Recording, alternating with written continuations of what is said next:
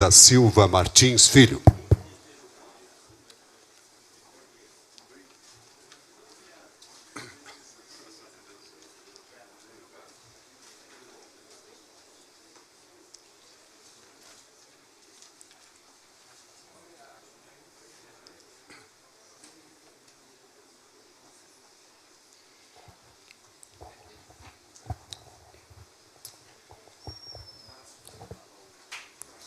Senhoras e senhores, daremos início, a partir deste instante, à palestra sobre o tema O Ativismo do Judiciário. A palestra do Dr. Ives Gandra Filho terá a duração de 40 minutos, com 20 minutos destinados à formulação de perguntas. Senhoras e senhores, com a palavra, o ministro do Tribunal Superior do Trabalho, Dr. Ives Gandra da Silva Martins Filho.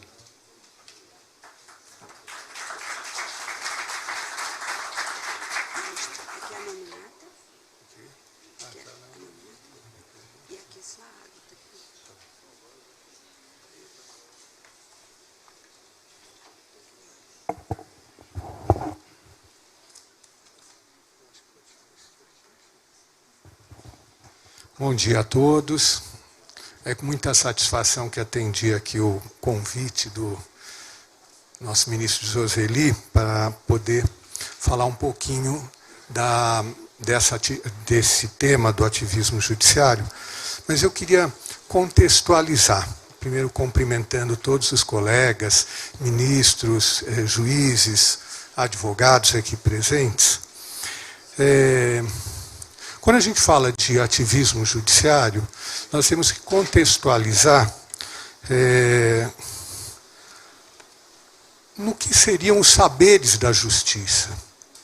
Eu vou tentar dar uma panorâmica muito rápida aqui para que nós possamos depois conversar, que é sobre o que é ser juiz, o que não é ser juiz, e se nós temos solução para os problemas que nós estamos enfrentando hoje no Brasil em relação ao ativismo judicial. Quando eu assisti uma palestra na 4ª Conferência Internacional da IOJT, International Organization for Judicial Training, assisti a palestra do juiz Amady Ba, um senegalês. E o que ele dizia? Né? Que os saberes da justiça são o savoir, o saber, significa aquilo que nós conhecemos quando prestamos concurso para a magistratura. Então nós tínhamos um conhecimento que cada um adquiriu na faculdade. Mas existe um segundo saber, o savoir-faire, que é esse que nós vamos aprendendo numa escola de magistratura. O que significa esse saber fazer? Por exemplo, quando eu fui primeiro diretor da ENAMAT, da nossa escola da magistratura, eu tentei desenvolver qual seria o ideal de formação do magistrado. Então, nós elegemos 7 disciplinas típicas para dar um complemento àquilo que você aprende na faculdade e que não tem na faculdade. Deontologia jurídica, que é a ética do magistrado, a lógica jurídica, linguagem jurídica, sistema judicial, saber que nós fazemos parte de um sistema, nós não estamos soltos, aí cada um como franco atirador, né, fazendo justiça, como se esquecesse que faz parte de um sistema. Depois, técnicas de conciliação. Quer dizer, para o juiz do trabalho, a nossa vocação é fundamentalmente uma vocação de conciliação. Nós antes tentamos conciliar do que julgar. Administração judiciária. Cada vez eu me sinto mais administrador e menos de justiça. Não vou dizer quem foi o ministro do Supremo que me respondeu dessa forma, que eu me diverti. Eu perguntei para ele, logo que assumiu o Supremo, e aí? Como é que ter essa quantidade enorme de processos? Ele respondeu, eu tenho um controle espiritual do meu gabinete. Quer dizer, é impossível hoje, em alguns tribunais superiores, no caso do meu tribunal, o ministro Roseli esteve lá recentemente, eu tenho 10 mil processos no meu gabinete hoje. 9 mil, na verdade, hoje 9.725. Conto todo dia. Colega meu tem 30 mil processos. Não existe, nós estamos num sistema irracional. Por isso, hoje, uma das técnicas é o chamado case management. Eu vou ter que gerenciar estoque para conseguir fazer com que consiga julgar da forma mais célere possível uma quantidade que ultrapassa muito a nossa capacidade. E uma última disciplina desse núcleo de 7 matérias básicas era psicologia e comunicação.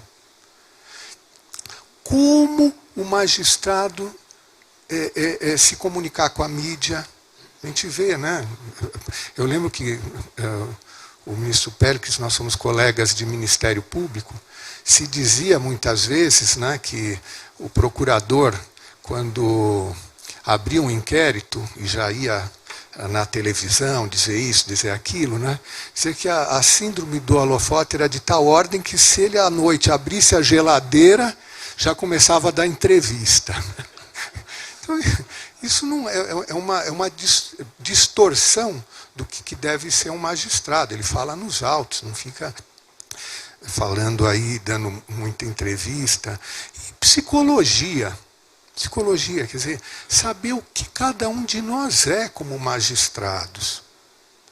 Vejam que interessante, né? Sobre essa questão do que é ser magistrado, o que não é ser magistrado.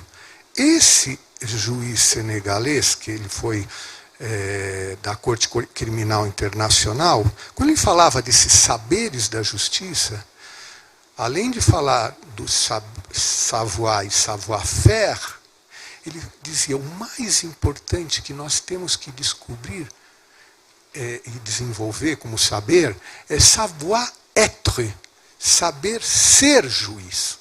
E aí significa desenvolver e adquirir as chamadas virtudes judiciais. Então, essas virtudes judiciais seriam aquelas que caracterizam fundamentalmente o magistrado.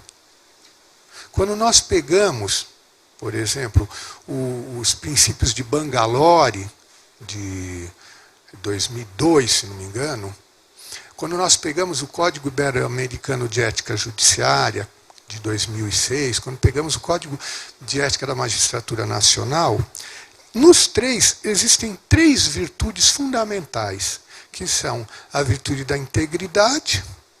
Quer dizer, eu como magistrado tenho que ser, na minha vida pessoal, viver a justiça que eu vou distribuir.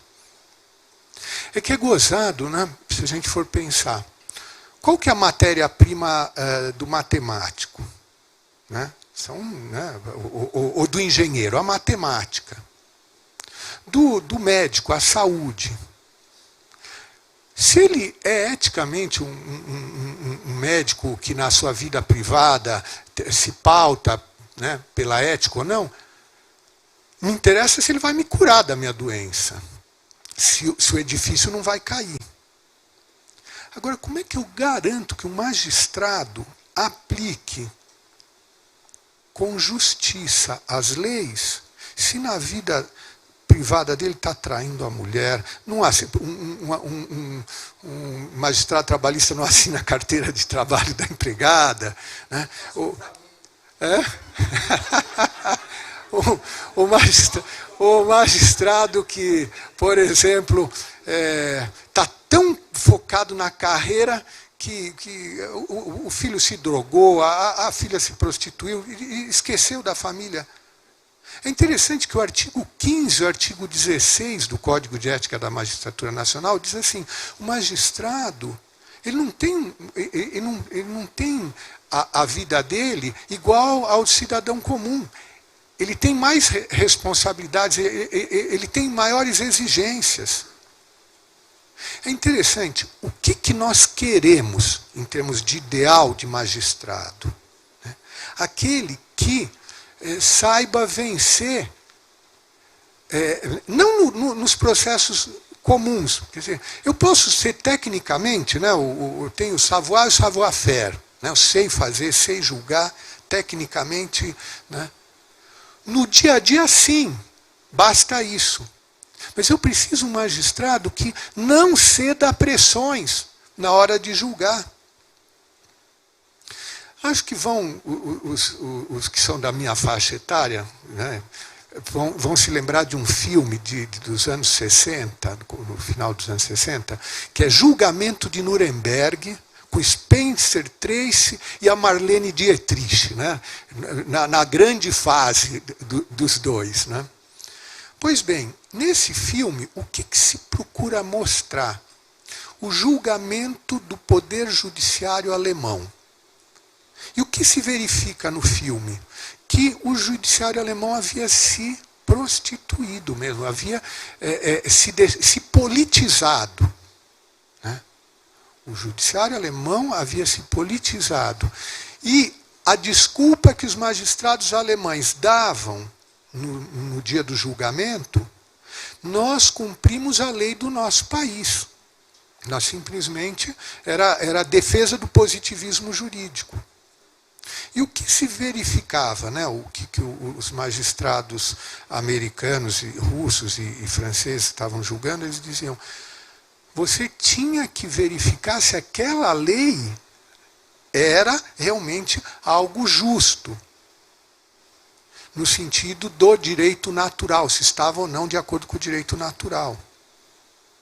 Hoje nós estamos no extremo oposto. Antes eu me rotulava, me considerava um jusnaturalista frente a leis que iam contra o direito natural. Hoje eu peço, pelo amor de Deus, cumpram a lei. Porque hoje o que está imperando é a vontade do magistrado frente à lei. Então, quer dizer, o direito natural seria o ponto médio, né, entre o positivismo puro e simples, sem se levar em conta o ideal de justiça, e o outro lado, que é você substituir a vontade da lei pela tua vontade. Pois bem, tem um momento nesse filme, não quero ser spoiler, tal, mas é muito bonito, né, que o juiz americano que está sendo o juiz alemão diz assim, olha, eu queria que você entendesse pelo menos que a gente nunca imaginou que chegaria, né, aquilo que chegou, a campos de concentração. E o juiz americano responde, chegou aí quando você condenou o primeiro inocente. Quer dizer, quando a gente vai cedendo no pequeno, né, e por que ele dizia, esse juiz alemão, que tinha admiração pelo que o condenou? Porque o outro foi tentado nos dois campos que mais nós podemos ser tentados. Quando eu dou aula de deontologia jurídica, na ENAMAT, eu digo, as 4 virtudes cardeais, né, desde Aristóteles, são especialmente necessárias para o magistrado. Quais são essas virtudes? Prudência, justiça, fortaleza e temperança. Prudência, decidir corretamente, tomar a decisão correta. Justiça é o objeto da decisão. O direito a quem pertence, o que dever eu tenho. Agora, quais são as 2 tentações que nós podemos ter? A do medo e a do desejo. Que nós combatemos com a fortaleza e com a temperança. A fortaleza, perseverar na busca do bem árduo, e a temperança, moderar a busca do bem concupiscível. Então, o que tinha acontecido com o Spencer Tracy, lá no magistrado americano, presidente do tribunal? Ele tinha sido tentado nos 2 campos. Ele tinha ficado hospedado na casa da viúva de um general alemão que foi condenado, e ela jogou todo o charme dela para ver se ele mudava a decisão e não condenava os juízes alemães. Ele resistiu, né, a toda a beleza e encanto da Marlene Dietrich nos seus melhores tempos. E, ao mesmo tempo, os generais americanos, temos que nos situar no começo da Guerra Fria, 1948, já não interessava condenar os juízes alemães, porque os americanos precisavam do apoio dos alemães frente aos russos. Então começa ele a sofrer toda a pressão dos generais americanos. Não pode condenar, não, pelo amor de Deus, nessa altura. E ele resistiu, quer dizer, resistiu à tentação do desejo e resistiu à tentação do medo. Ele condenou. Pois isso acontece com todos nós. Nós podemos ser tecnicamente bons juízes, mas quando chega um caso rumoroso, um caso em que há uma pressão popular, nós vimos no passado recente do nosso país alguns julgamentos em que a pessoa já condenada pela mídia, quem não a condenar, o juiz que não condenar, o ministro que não a condenar, vai ser condenado junto. E nós sabemos muitas vezes que algumas decisões são muito mais para responder à pressão da mídia do que aquilo que se tem como convicção do que é justo. Daí a necessidade da virtude da integridade. Quando eu falo da virtude da integridade, que aparece nos 3 códigos que eu citei agora, essa virtude da integridade é quase que o resumo do que deve ser o juiz, né? Eu não posso, vestindo a toga, dizer assim, estou fazendo justiça. Eu tiro a toga, a minha vida particular, ninguém tem nada a ver com isso. Tem muito a ver. Porque se eu não consigo viver a justiça na minha vida privada, eu não tenho força, eu não tenho essa fortaleza para enfrentar as pressões na vida pública. O que eu estou dizendo aqui também não é, vamos dizer assim, poxa, um puritanismo, né? Um magistrado ser o que o Ronald Dworkin falava, do juiz Hércules, né? Que tem todas as virtudes. Não existe o juiz Hércules.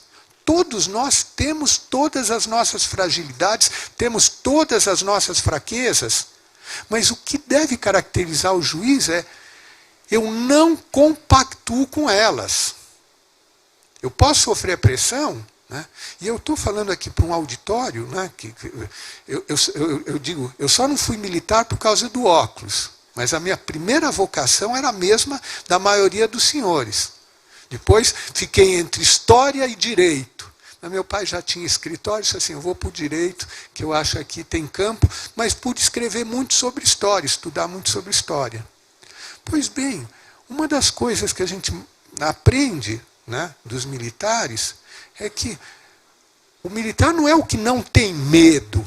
Claro, diante de uma batalha, diante de uma situação difícil, mas sabe vencer e superar. E é isso que se espera de um magistrado. A mesma fibra, a mesma fortaleza. Não compactuar com os nossos próprios defeitos. Pois bem, então, o que é ser juiz? Né? O que é esse savoir-être, saber ser juiz? O que é o próprio do juiz? Aplicar a lei aos casos concretos. Então, a lei é o meu norte, não a minha vontade. Segundo, compor os conflitos sociais. É interessante, quando o magistrado, a decisão é justa, quer dizer, a decisão compôs o conflito, não tem recurso. Um dos indicativos da qualidade da nossa prestação jurisdicional é o baixo índice de recorribilidade. E ainda mais, o baixo índice de reforma das decisões. Mostra que nós estamos compondo os conflitos. Depois, interpretar o ordenamento jurídico. Por exemplo, os tribunais superiores, qual que é a missão dos tribunais superiores? Não é resolver caso concreto. É simplesmente dar o conteúdo normativo de cada dispositivo do ordenamento jurídico, ou constitucional ou infraconstitucional. E, com isso, promover a paz social fazendo justiça. Quando nós, por exemplo, Aristóteles, ele dizia que a gente explica alguma coisa pelas suas causas. Então, o que é isto aqui? Isto é um livro, tá? Mas qual a causa material do que ele é feito? Qual a causa formal, formato que ele tem? Qual a causa eficiente? Quem o fez? Ou quem escreveu? E qual a causa final? Para que serve? Pois bem, a principal, a causa das causas é a causa final. Se a gente aplicar isso para a justiça, qual que é a matéria da justiça? O direito. Qual é a forma da justiça? O distribuir. A definição de justiça é sum cuique tribuere, dar a cada um o que é seu. Dar a cada um o quê? O seu direito. Qual é a causa eficiente? Previamente o legislador, ele já põe solução para os casos. E a posteriori o juiz, que vai pegar e dizer assim, ó, esse caso se enquadra ou não nessa lei. Agora, qual que é a causa final da justiça? A paz social. Então, se eu estou julgando bem, se o Poder Judiciário está compondo bem os conflitos sociais, nós não temos crise institucional, nós não temos crise política, nós não temos crise social. Por isso, a nossa missão, como magistrados, é uma missão, quer dizer, é participação da missão divina, né? Participação de uma virtude divina, que é a virtude da justiça, né? A bandeira lá do TST, quem passa lá na frente, tem escrito uma frase de Isaías: Opus Justitiae Pax, a obra da justiça é a paz. Se eu promover a justiça, eu vou conseguir pacificar a sociedade. Pois bem, e o que não é ser juiz? O que não é ser juiz? É deixar-se levar pelo ativismo judiciário. Eu escrevi recentemente, eu tinha até prometido, foi até o motivo dessa palestra, um artigo que eu escrevi, que saiu no Conjur e também publicado em revista, os dilemas do Poder Judiciário brasileiro. Mas eu escrevi um outro, com um título um pouquinho mais instigante, que é A Pandemia do Ativismo Judicial. Da mesma forma que nós temos no mundo a pandemia da Covid-19, nós temos no Brasil a pandemia, um vírus que está inoculado em todo o Poder Judiciário. Não é? Às vezes a gente imagina, não, está na cúpula, está na base. Não. É difícil você ter um juiz que não sinta um pouquinho esse vírus. É como o Covid, né? Tem gente que morre de Covid e tem gente que é quase assintomático. A pessoa nem percebe que está sendo ativista. Ou seja, está fazendo imperar a sua vontade sobre a vontade do legislador. E esse é o grande problema hoje. O epicentro da crise política brasileira está no Poder Judiciário, quando ele desborda das suas atividades, que são de julgar, para começar a legislar ou querer traçar políticas públicas. É como se nós pegássemos o Hamlet, né? Ser ou não ser, eis a questão.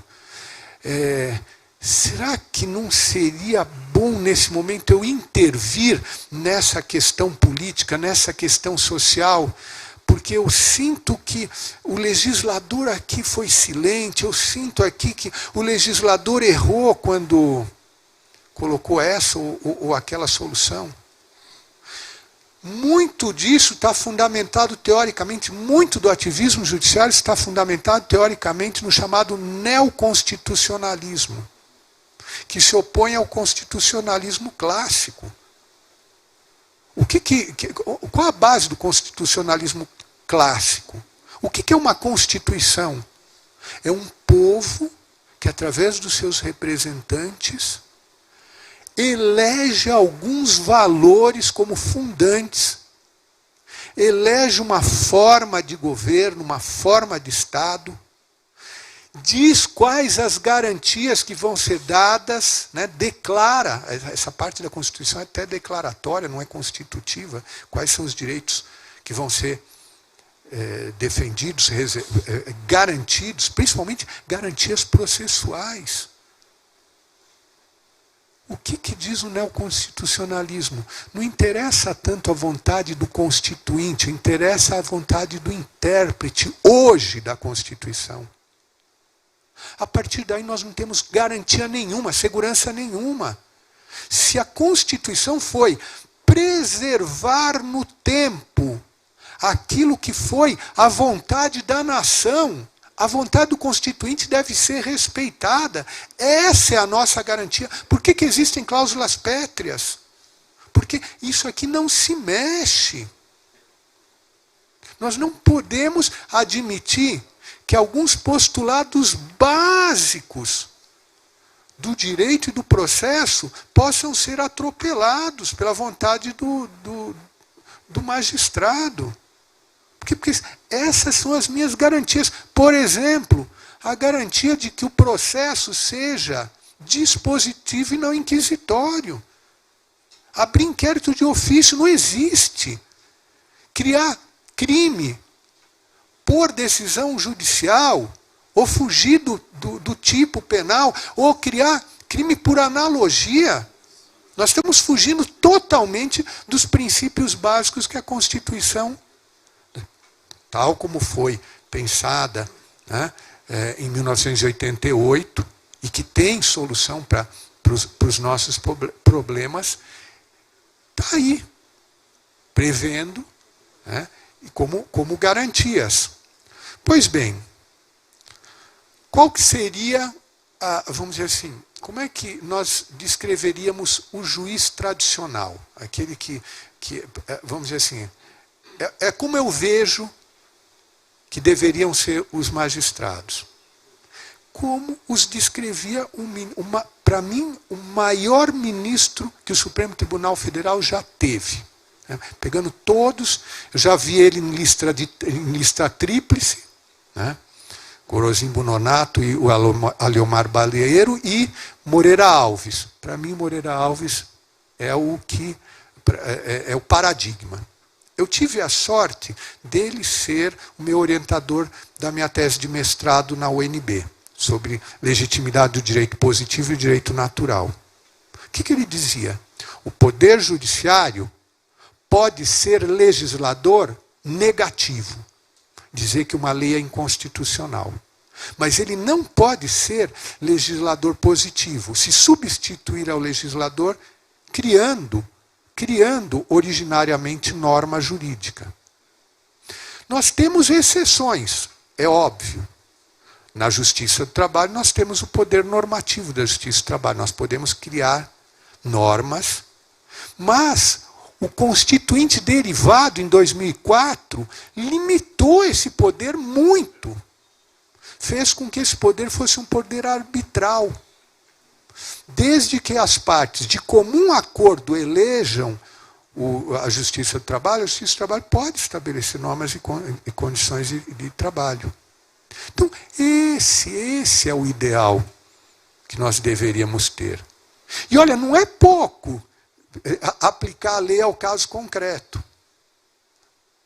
Quer dizer, a mosquinha que pica a todos nós, o vírus aí, que é inoculado, né, é esse vírus de querer ter um protagonismo maior do que já se tem. É um pouco deixar se levar pela geladeira aberta e já começar a sentir aqui que eu estou no epicentro, né, que eu estou no centro. Quais seriam as características, só para concluir, quais seriam as características do juiz ativista? Características e também efeitos colaterais muito negativos dessa pandemia. Primeiro, é o que eu chamo de voluntarismo jurídico. O que é o voluntarismo jurídico? Eu primeiro penso na decisão, depois eu vou fundamentar. Primeiro eu quero que a solução seja essa. Depois eu vou procurar se tem fundamento aquilo que eu vou estabelecer como decisão. E o que a gente vê muitas vezes? A gente vê um malabarismo jurídico para justificar determinadas decisões que realmente, né, é quase que um passe de mágica, né, chegar desses fundamentos para essa conclusão. É interessante, né, nós vermos aqui, né, primeiro vem a vontade, depois vem a decisão. O que tem se visto em termos de fundamento dessas decisões voluntaristas? Também, com muita literatura aí justificando que os princípios constitucionais têm que ter uma densidade maior, eu tenho que densificar mais os princípios constitucionais. E eu invoco um princípio genérico de baixa densidade normativa para justificar uma decisão que vai eventualmente contra a lei. Qual que é hoje o princípio mais invocado para não se cumprir normas legais específicas? O princípio da dignidade da pessoa humana.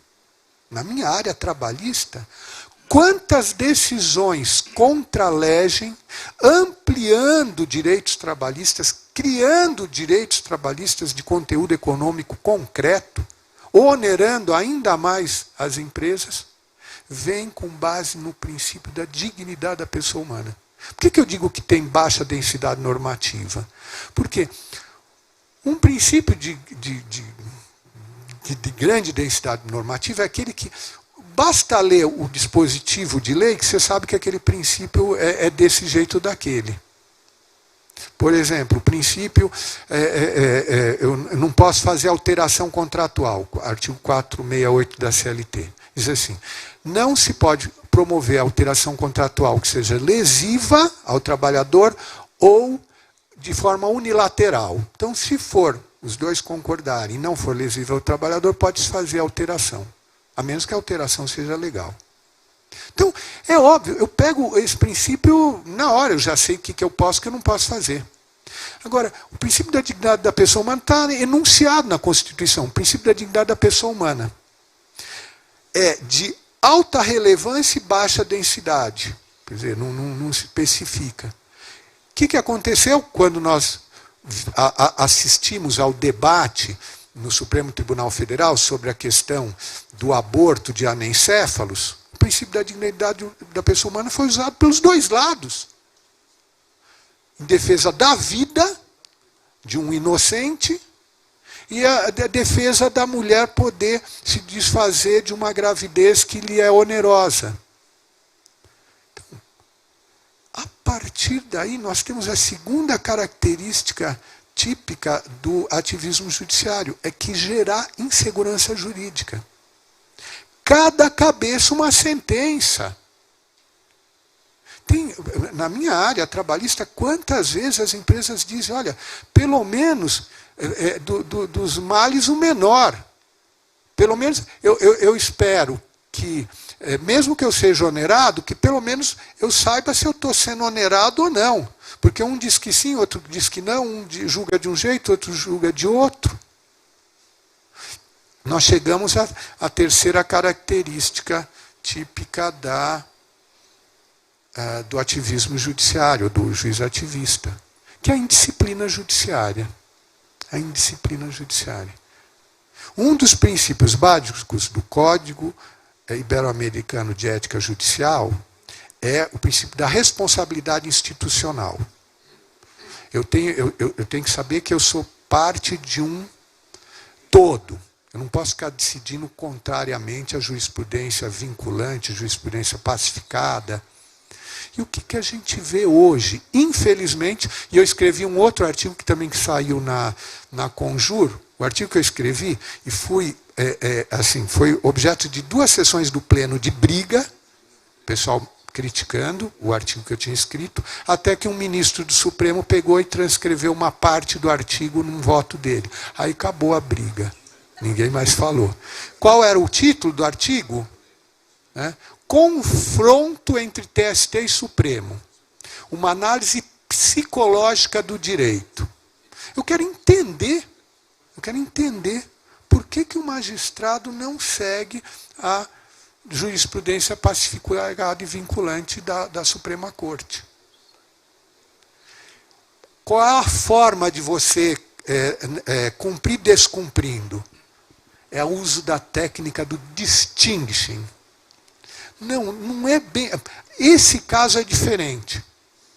No TST, nós conseguimos a proeza de uma decisão do Supremo clara, dizendo que era constitucional um determinado dispositivo de lei, que diz que não há responsabilidade subsidiária da administração pública no caso de contratação de terceiros, não há responsabilidade. 80% dos casos julgados no meu tribunal se reconhece a responsabilidade subsidiária. Se eu pegasse aqui uma decisão desta semana, da ministra Carmen Lúcia, dizendo é a 3ª vez que eu em reclamação tenho que cassar decisão do TST, que vai para rejulgar, mantém a decisão mudando só o fundamento, mas a vontade é a mesma. Pois bem, por que nós temos essa indisciplina? E aqui, o que eu vou dizer não é novidade para ninguém. Eu não estou dizendo nada que não seja de conhecimento público. O Supremo, em muitas ocasiões, não respeita a Constituição Federal. Os tribunais superiores não respeitam a jurisprudência do Supremo. Os tribunais regionais e de justiça não respeitam a jurisprudência pacificada dos tribunais superiores, e juiz de primeira instância, cada um sai atirando do jeito que quer, porque vê o exemplo de cima. E o que eu estou falando é público e notório, não estou dizendo nada que não seja de conhecimento público e que tenha desprestigiado o poder judiciário. Hoje nós somos um poder desprestigiado porque nós queremos assumir atividades que não são as nossas. E o que gera essa indisciplina? Uma pletora de recursos. Quer dizer, hoje, pelo menos no meu tribunal, nós estamos enxugando gelo. Recebe cada vez mais processos. O Brasil é o país que tem o maior número de advogados e de cursos de direito do mundo. Né? Se alguém, né, aqueles negócios que o brasileiro sempre gosta de dizer, não, alguma coisa eu ganhei, aqui eu estou superando. Pois bem, quando eu estava compondo, veja a doutora Tânia aqui, quando eu estava compondo o CNJ, um dos conselheiros, era um advogado, o Jefferson Cravichichin, ele fez o levantamento, existem mais cursos de direito no Brasil do que a soma de cursos de direito do resto do mundo. Por quê? Porque vamos dizer, muitos países você tem os grandes cursos de direito, não é qualquer lugar que vai soltar uma pessoa aí com bacharel de direito, depois você vê também no Brasil um menor índice de aprovação no exame de ordem, né? Quer dizer, não sei se outros países têm exame de ordem, mas quer dizer, aqui 85%, 90% dos candidatos que são bacharéis não conseguem passar no concurso da ordem, alguma coisa está errada. Para eu ter que julgar no meu tribunal, para empatar o jogo, 100 processos por dia, eu tenho que analisar, eu tenho que soltar. Aí, claro, eu tenho um controle espiritual do meu gabinete, eu não vou conseguir examinar. E aí eu digo, nós conversávamos com o ministro Joseli, se era interessante que uma escola também tivesse os servidores na formação. Eu digo, eu sou favorável. Nesse Congresso Internacional de Sydney, que eu participei, se falou muito a escola que abrange os dois. Por quê? Porque hoje o assessor de ministro, o assessor de magistrado é juiz de fato. Por que é juiz de fato? A minha função como ministro de Tribunal Superior é dar o conteúdo normativo de cada dispositivo de lei. Então, é definir teses. Agora, os meus assessores é que vão aplicar a tese ao caso concreto. Agora, se não aplicar bem, coitado da parte. Né? A tese está fixada. Tá? Em suma, tem solução o problema? Tem. Tem solução de duas formas. A primeira é no campo das virtudes. Que nós, magistrados, saibamos fazer autocrítica. Quando você nota uma grita geral da sociedade, alguma coisa está acontecendo de errado. Se eu vejo uma pletora de recursos, alguma coisa está errada. Talvez eu não esteja julgando como deveria. Talvez eu esteja, ao querer abarcar mais, ampliar a proteção a muitas pretensões, eu esteja entrando num campo que é próprio do legislador, é próprio do administrador. Então aí, autocrítica e humildade. Uma das coisas que eu coloquei nesse artigo, né, que até eles destacaram aqui, o reconhecimento humilde de nossas limitações como magistrados pode ser o caminho do retorno ao prestígio de que sempre gozou o Poder Judiciário. Agora, também nós temos, como eu diria, a Constituição de 88, ela tem todos os mecanismos para se corrigir. Então, quando o ativismo vem de baixo, recurso. Qual é o recurso mais rápido? Até a reclamação. Você já vai direto e diz assim, olha, está descumprindo aqui. Agora, quando vem de cima, artigo 49, inciso 11 da Constituição Federal, que diz que compete ao Congresso Nacional zelar pela sua competência privativa legislativa frente à invasão por outros poderes. O que tem se discutido ultimamente, né, com várias discussões tanto na Câmara como no Senado, eventual edição de decreto legislativo dizendo esta decisão invadiu a esfera legislativa, nós estamos caçando, nós estamos tirando força. Né? Se discutiu muito também, né? Eu lembro que meu pai foi colocado em xeque quando falava do artigo 142 da Constituição Federal. É interessante, se a gente pegar o 142, ele está em que título? Da defesa do Estado e das instituições democráticas. É interessante, né? Quer dizer, o Constituinte previu, né, situações em que seria necessário alguma coisa que colocasse os três poderes de novo em harmonia. O que não se concebe é se dizer, como também eu ouvi, porque em matéria de direito o papel aceita tudo, que o judiciário seria o poder moderador. Um dos poderes não pode ser, ao mesmo tempo, poder, ele ser o problema e ele ser a solução. Então nós temos que admitir que deve haver alguns mecanismos para se recobrar, se recompor a ordem institucional, a ordem democrática.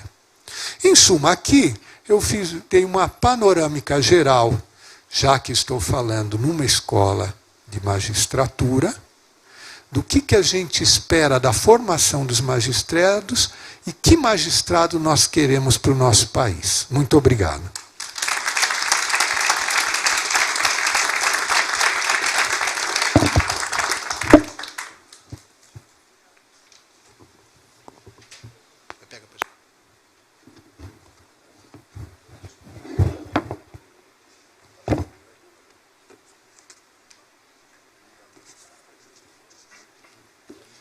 Muito obrigado pela palestra. O tema também é bastante interessante, acho que de muito interesse aqui da nossa plateia, né?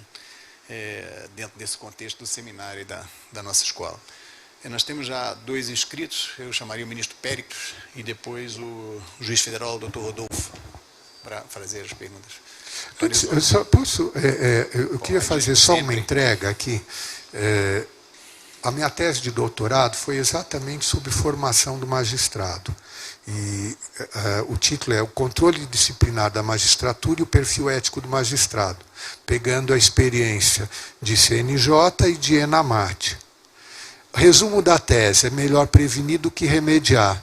Em vez do CNJ ter que abrir PAD, processo administrativo disciplinar, em relação ao magistrado, vamos formar bem o magistrado. Então eu queria entregar ao nosso diretor aqui da...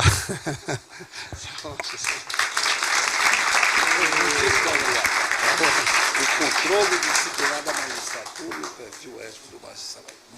Será muito útil. Muito obrigado. Vamos tirar uma foto.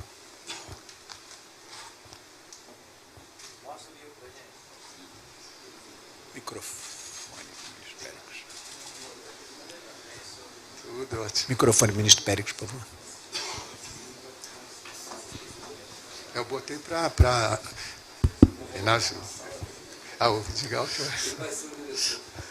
Ministro Péricles, vice-presidente. Primeiro, prezado colega, só um depoimento, que a minha percepção é que o STM, majoritariamente, não produz o ativismo. Nós temos realmente votos isolados, mas eu acredito, ainda consultei aqui o nosso decano, se lembrava de alguma decisão que expressasse o ativismo.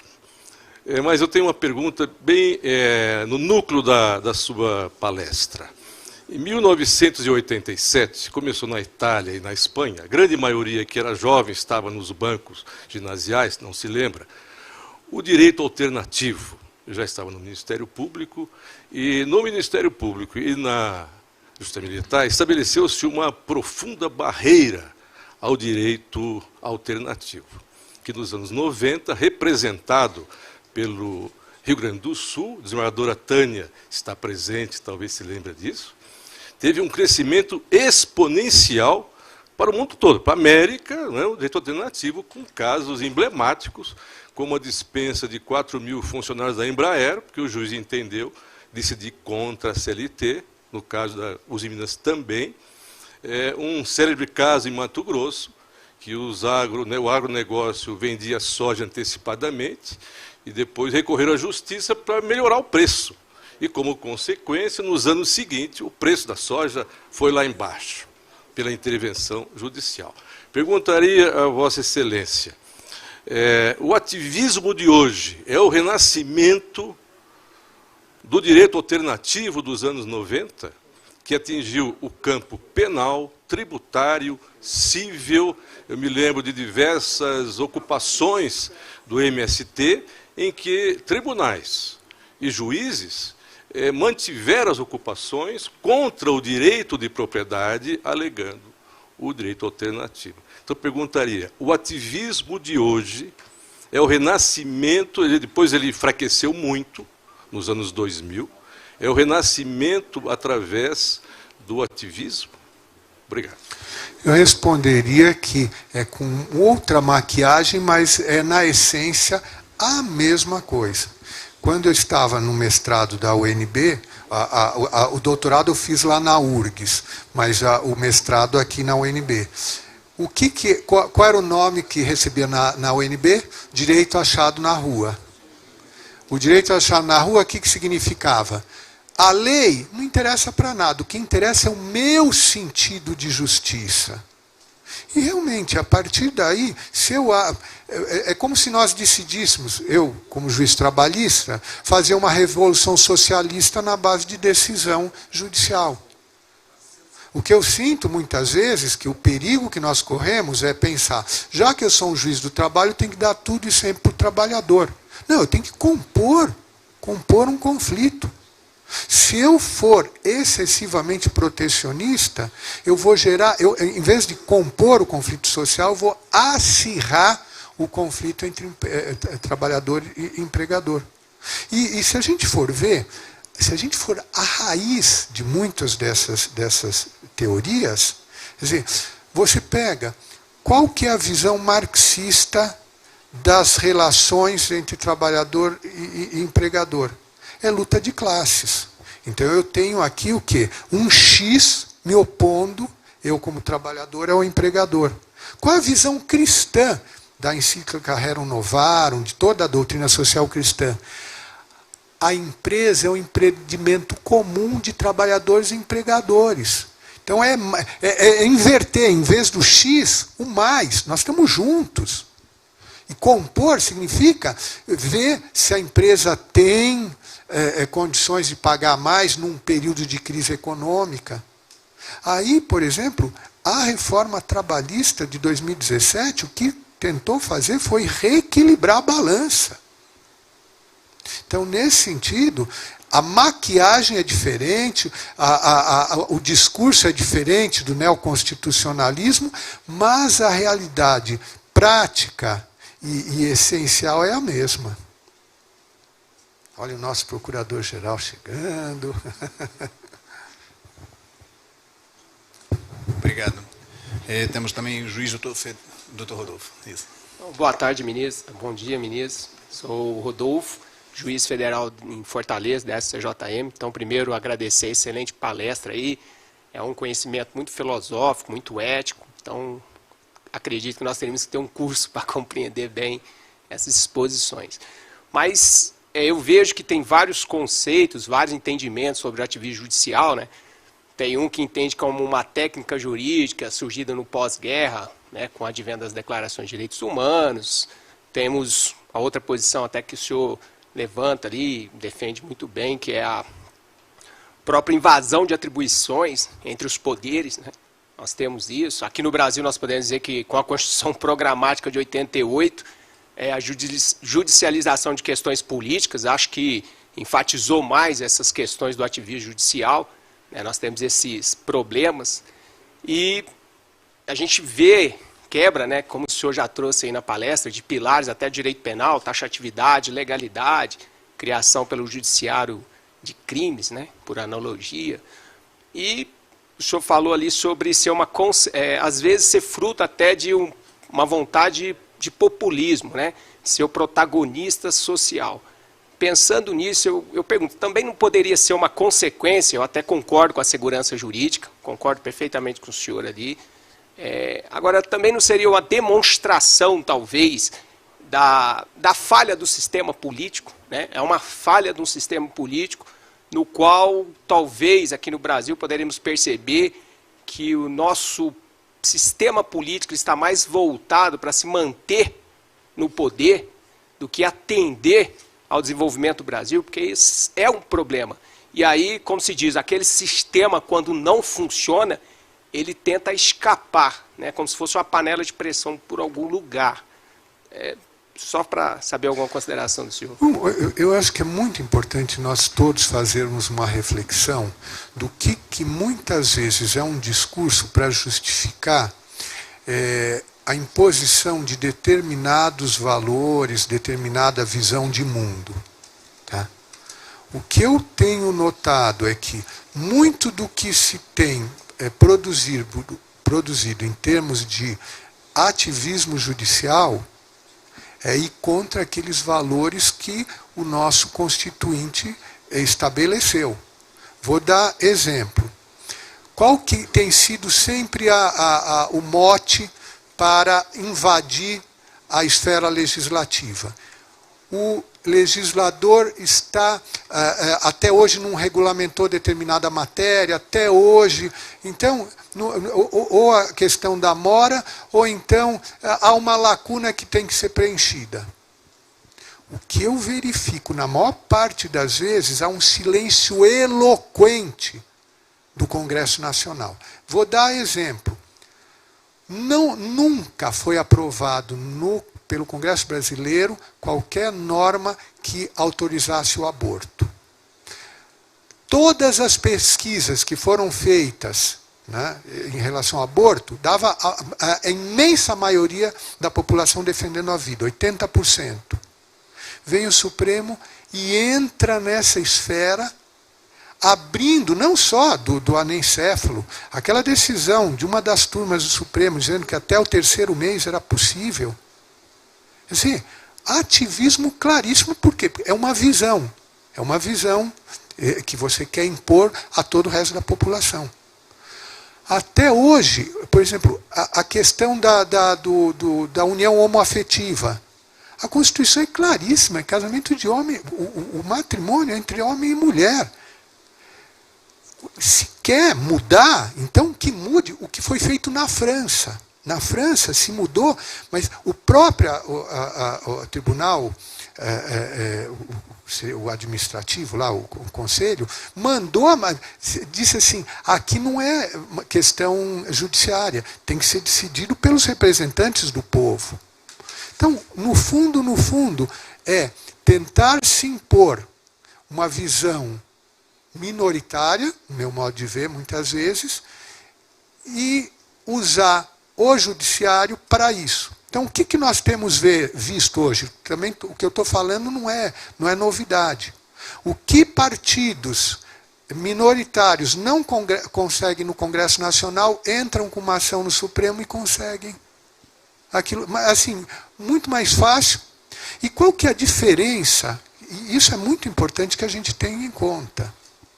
Quando nós pegamos, eu estava falando do título 5º, né, do direito, da defesa do Estado, das instituições democráticas, que está inserida as Forças Armadas.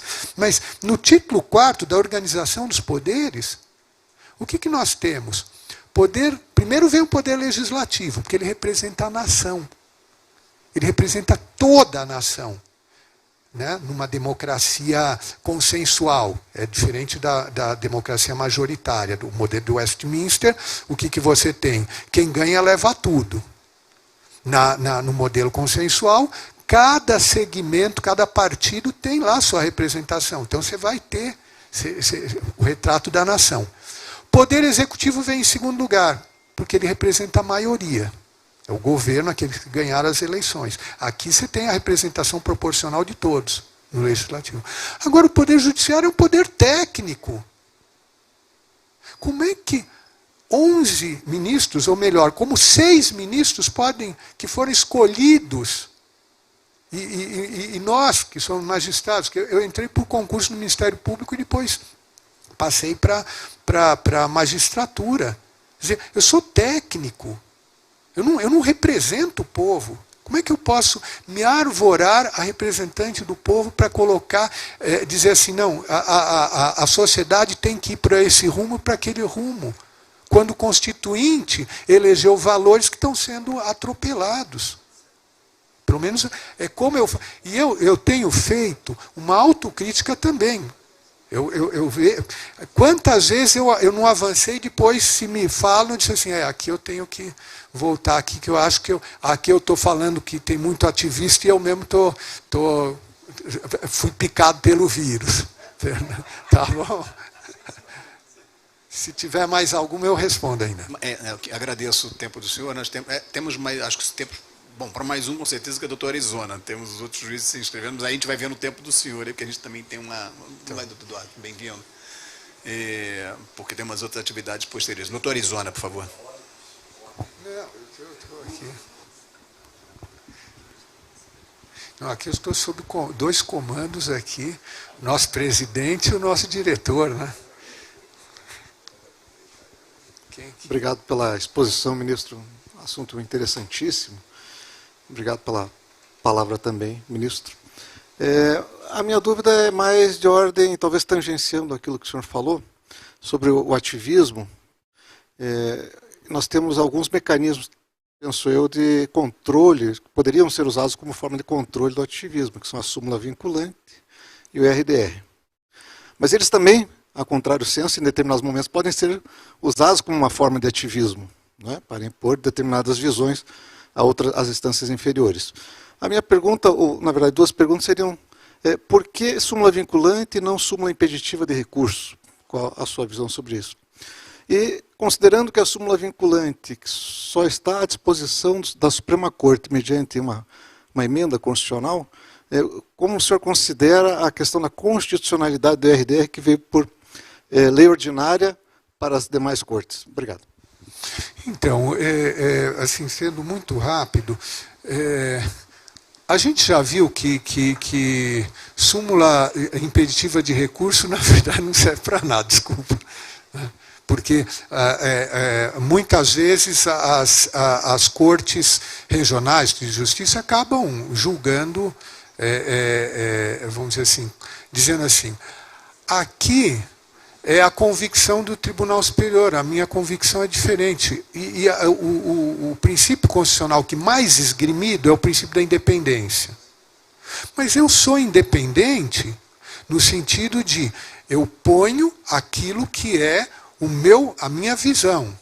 Agora, se já tem uma súmula vinculante, aí eu acho que tem muito mais força, a súmula vinculante faz com que eu possa expor o meu ponto de vista, até para convencer o de cima, mas no final digo, por disciplina judiciária, então, eu penso dessa forma. Então é assim que eu vejo nós usarmos o princípio da independência com o mecanismo que num sistema racional de precedentes, né, você tenha essa possibilidade de eu cumpro, mas tento convencer o de cima. Agora, o IRR que a gente usa, o RDR, né, todos esses outros mecanismos, né, quer dizer, é possível, primeiro, por lei ordinária, né, dependendo vamos dizer, da dicção da Constituição para limitar ou autorizar determinadas normas processuais. Vou dar exemplo. Meu tribunal, nós conseguimos, por lei ordinária, né, a reforma trabalhista, emplacar o princípio da transcendência. Então, hoje, nós dizemos o que vamos julgar ou não vamos julgar. O STJ está tentando isso através de uma emenda constitucional, por quê? Porque o recurso especial estava previsto na Constituição, o recurso de revista não. Então, depende de que liberdade você tem para o legislador ordinário, né? E no caso do STJ, vai se chamar critério de relevância. Mas a ideia é a mesma. Em vez de eu ter que, sobre a repercussão geral, por exemplo, o que o Supremo faz? O Supremo elege determinados temas e manda sobrestar todos os outros processos. Tá? Na transcendência e, eventualmente, na relevância, o que você faz? Esse eu vou julgar, esse aqui eu não vou julgar. Como é que eu distingo um outro usando a teologia cristã? Na transcendência, na relevância, eu digo, esse eu julgo, eu não julgo, mando um para o céu, outro para o inferno. Quem ganhar vai para o céu, quem perder vai para o inferno. Agora, com esse negócio de sobrestamento, você manda todo mundo para o purgatório, que é um lugar de sofrimento. Você fica lá esperando anos que aquele tema seja resolvido e não é resolvido, né? Então, eu acho que nós ainda estamos em fase de aperfeiçoamento e de racionalização e de simplificação do nosso sistema processual. Porque do jeito que está, não dá para continuar, né? Não sei se tem mais... É só um debatedor, que é o juiz federal José Maurício. Doutor José Maurício, seria o último. Se o senhor tivesse um tempo, senão a gente... Ok. Ministro, muito simples. O decreto legislativo, lá do artigo 49, 59.6, 49, né? Seria mais um remédio para combater essa pandemia do ativismo? Vamos dizer assim, orientei um trabalho de conclusão de curso de um determinado aluno, que foi publicado até na LTR, ele fazendo exatamente, demonstrando como esse é um mecanismo que você pode restabelecer a harmonia e o equilíbrio entre os poderes, mas que até hoje não foi utilizado, porque todos os pedidos encaminhados ou ao presidente da Câmara ou do Senado foram arquivados, né? Muito mais por vontade política, ou falta de vontade política de consertar. Eu sei que hoje há um projeto de lei, foi, se não me engano, pela deputada Caroline Detone, lá de Santa Catarina. Eu sei que ela até me falou que estava encaminhando um projeto de lei de regulamentação. Por quê? Porque uma coisa é você fazer a exegese da Constituição vendo quem dá os fins dá os meios. Então, se o Congresso Nacional tem que zelar pela própria competência, como é que ele pode fazê-lo? Quais os mecanismos arrolados de atividade dele é o decreto legislativo. Mas aí o projeto de lei deixaria claro que é exatamente para consertar esse tipo de problema. Volto, olha, só queria deixar claro que nesta palestra eu estou falando numa academia, numa escola de magistratura, tratando do tema do ponto de vista teórico. Não estou aqui para falar dessa ou daquela decisão. Tá? Para ficar claro, para depois não ter maiores problemas. Muito obrigado, ministro. Encerrando, então, as nossas perguntas, eu convidaria o ministro Péricles para fazer os nossos agradecimentos. Muito obrigado pela disponibilidade do senhor mais uma vez.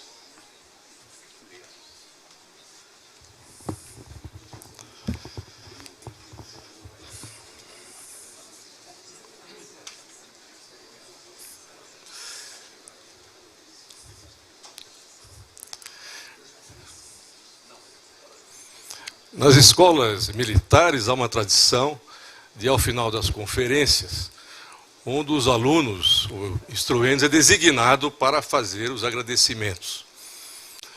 E dentro dessa filosofia, também que o ministro, o diretor,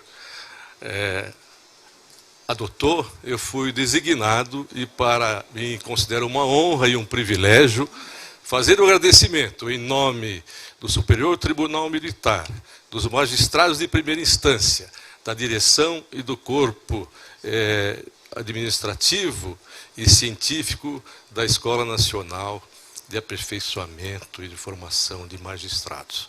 Caríssimo colega, ministro Ives, duplamente colega, porque fomos colegas no Ministério Público e hoje somos colegas na magistratura. Me lembro quando, nos anos de 95, já do século passado, exercia o cargo de vice-procurador-geral da Justiça Militar e Vossa Excelência, vice-procurador-geral do Trabalho, quando foi escolhido pela sua notável capacidade jurídica para ser assessor especial da Presidência da República, em 1998. E lá me lembro, está aqui presente o nosso procurador-geral, doutor Duarte, das inúmeras demandas que o então colega lá na presidência socorreu o Ministério Público, nos atendeu em questões legislativas, em questões doutrinárias do Ministério Público, pela sua reputação, seu conhecimento jurídico. O ingresso no Tribunal Superior do Trabalho, deixando um imenso claro no Ministério Público do Trabalho, pois lá havia estado por 11 anos, se trouxe uma vacância notável, significativa no Ministério Público. Por outro lado, trouxe o engrandecimento, posso dizer, sem medo de errar, da Corte Superior Laboral.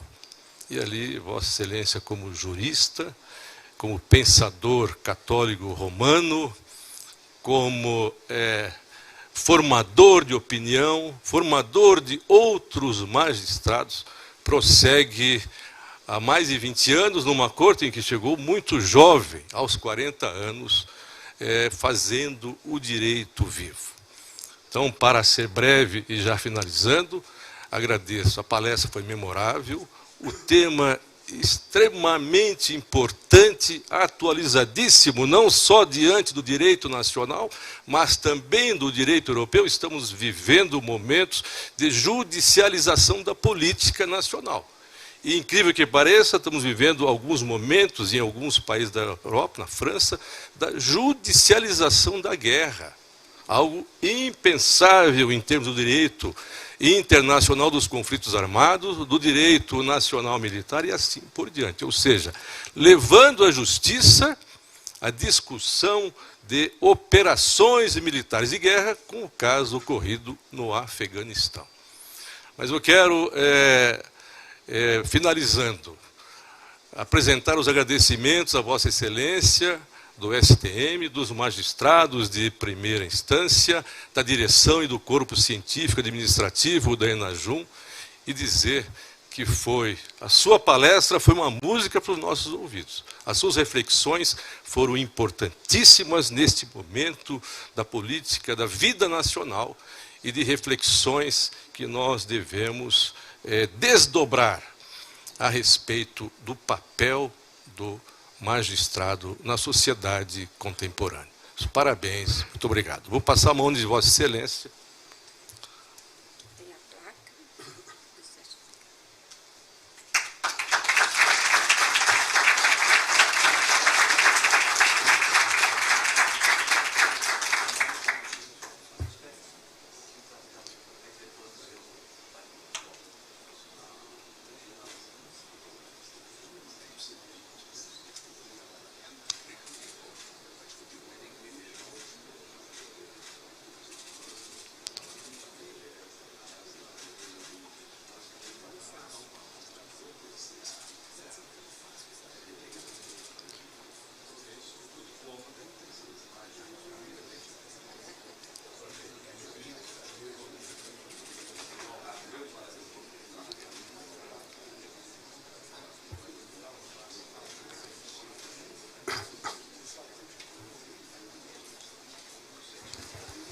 Eu só queria, então, agradecer aqui ao meu colega, ministro Péricles, por essas palavras tão generosas e dizer que eu me sinto fazendo parte dessa escola agora, depois de ter dado essa palestra, já acompanhava um pouquinho a evolução da Constituição dela.